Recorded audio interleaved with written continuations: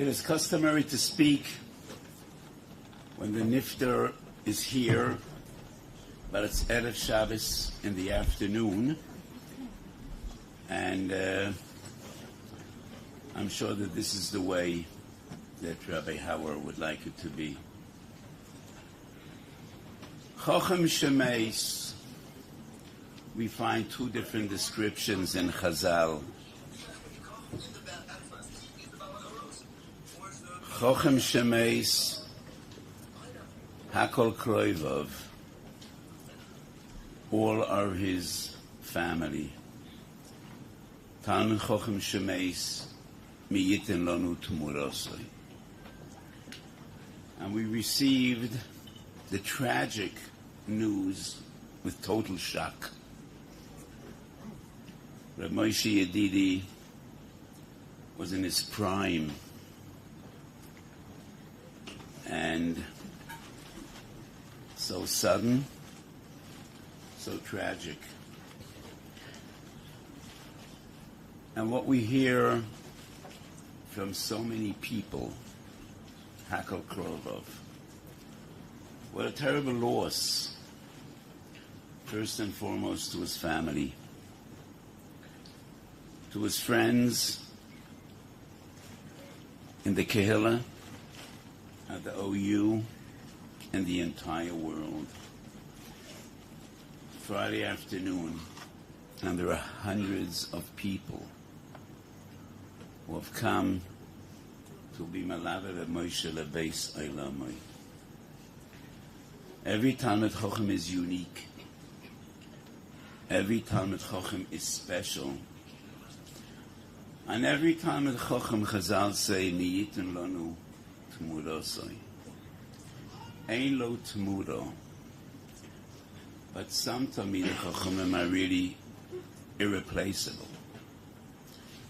And I cannot think of anyone that could take the place of the Moshe Hauer. We've known each other for decades, and we met so many times in my home, in Chutz La'aretz. And he discussed with me when he was offered the job at the OU.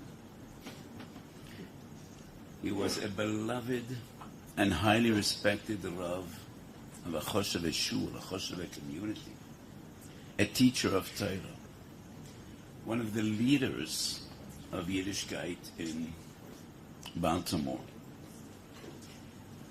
He didn't do this for covet. He did it totally l'shem Shemayim. I said so many times that life is a mission, and we're all here to serve and to fulfill our duty. That is the way that Moshe lived his life, as a mission.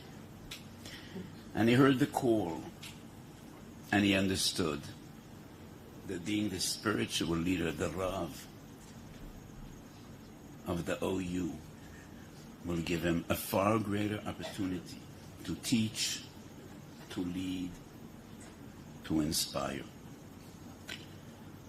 Now, Moshe was a yeshivish person with a yeshivish background. And the OU is essentially, fundamentally, a more modern Orthodox organization. He was not a natural fit, but he was so much loved and admired by everyone. Everyone at the OU and everybody that came to know him. Anybody that crossed his path during his life. It was impossible not to love this person.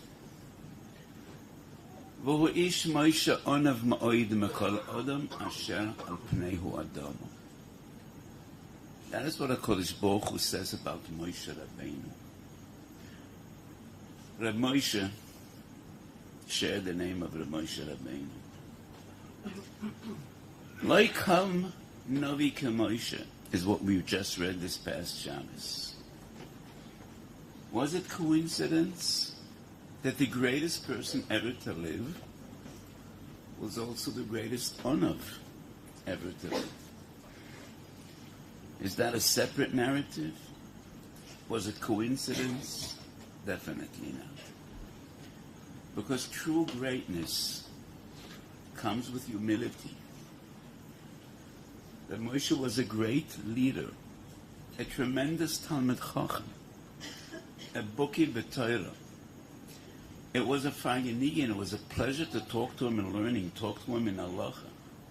Most of his life he was a pure teacher of Torah. And he was the most humble person I ever met. Just a few months ago, I spent a weekend in Baltimore. And I davened in his shul. He was sitting next to me, and we had a very close relationship, and I asked him, how do you feel davening in the shul, sitting next to a simple person like me, when you see your successor, the Rav, sitting on your place? He's younger than you, not nearly as talented as you, and I do not mean in any way to be negative about Rabbi Rose. The Rav is a tremendous choshev Talmid Chacham, but how does it feel? Did you consider going davening somewhere else? Won't you feel more comfortable? And I was taken aback by his response, and he said, I left the shul out of my choice. I understood this is what I should be doing because I need to dedicate all my resources, all my energies, all whatever I have to my new responsibility to the OU. And he felt totally comfortable sitting on the side and seeing a younger Rav take his place. That is true enough. That is humility.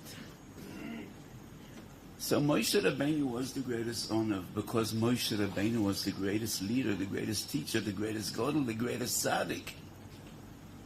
And that is true greatness. True greatness is enough. So this is a tremendous loss, irreplaceable. For me personally, as a friend, I cherished every moment we spent together. And it is an unbearable loss, naturally, for his family and for thousands and thousands of people around the world. What was special about Rabbi Hauer? I was just thinking about it today. Why did he have such great appeal? Moshe Hauer was malchus, was nobility, was pure royalty. There was something about him that even before he opened his mouth, people just saw him and looked at him, and he was so, so special. His demeanor, the way he spoke. He wasn't a great orator. There was no fire and brimstone, no zikukin dinu, soft-spoken. But it was beauty, the essence of beauty, the essence of malchus, royalty. And it is truly a loss which is irreplaceable. So I've been with the OU for quite a while, and they're in touch with me all the time, and I really could think of no one that could possibly fill the void. So the Nifta should be arriving in a few moments, I assume. He should be a Melitz Yosher for his wife, for the entire family, and he leaves behind a beautiful family, children b'nei Torah, and a huge legacy. A legacy of love for Torah, love for Klal Yisrael, love for each different community and part and segment of Klal Yisrael, and love for each and every Yid in the world. That has appeal. That has influence. Kadosh Baruch Hu should be mechazik the entire family. And HaKadosh Baruch Hu should be mechazik us all, and especially all the wonderful people of Mesilas Nefesh HaBiyou. We should be Zeicha B'Kora B'Yameinu. We just started a new year after 2 painful and terrible years. Kadosh Baruch Hu Yenachmenu B'Kiflayim.